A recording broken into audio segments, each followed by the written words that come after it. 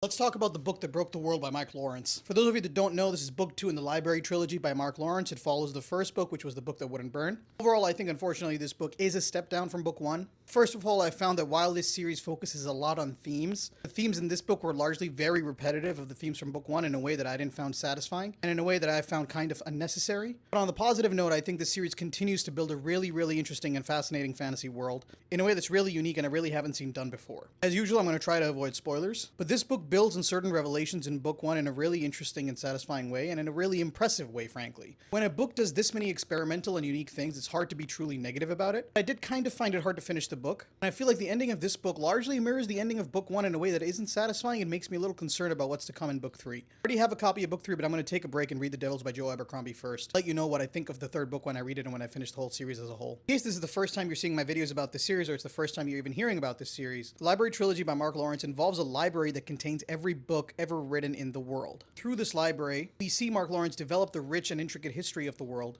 and how the various sentient species in this world have interacted with each other over thousands upon thousands to millions of years. The central themes of the books continue to be xenophobia, with an emphasis on long-lasting generational patterns of violence, and at its core the series does try to be a love story. And I say tries to be because I think it does fail on that count. So again, if that sounds interesting, and it should, go check these books out, but again, I'm reserving full judgment until I finish the entire trilogy. Now drop a follow and go subscribe on YouTube or else.